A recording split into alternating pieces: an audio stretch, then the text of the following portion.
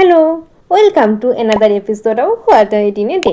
তার আগে একটা কথা বলো তো, তোমরা কে কে আমার মতো বাইরের খাবার খেতে ভীষণ পছন্দ করো? আমি তো ভীষণ পছন্দ করি। দেখো, সকালে এখানে খাচ্ছি মুড়ি, চপ মাখা, আর খাচ্ছি রক্ত ভাজা।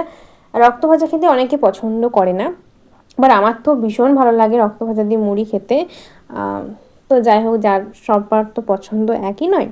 তারপর দেখো, দুপুরে এখানে খাচ্ছি চিকেন কষা, আরও অনেক কিছু হয়েছিল, বাট যেহেতু আমি চিকেন ছাড়া কিছুই খাই না, সেহেতু আমি এখানে নিয়েছি শুধু চিকেন কষা।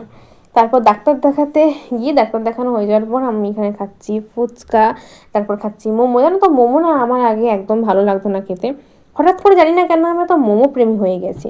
তো যাই হোক, এ সমস্ত খাবার থেকে আমাকে দূরে থাকতে হবে, বাট কিচ্ছু করার নেই, আমি পারি না। আমি এসব খাবার না খেলে আমি মরে যাব আমার মনে হয়। রোলটা খেতে মোটামুটি ছিল। তারপর নিয়েছিলাম একটা চিকেন কাটলেট। আমার তো আরও অনেক কিছু খাওয়ার ইচ্ছে ছিল, বাট এত ঝড় উঠেছিল তাই আর কিচ্ছু খাইনি, চলে এসেছিলাম বাড়ি। আজ পর্যন্ত এতটাই, বাই।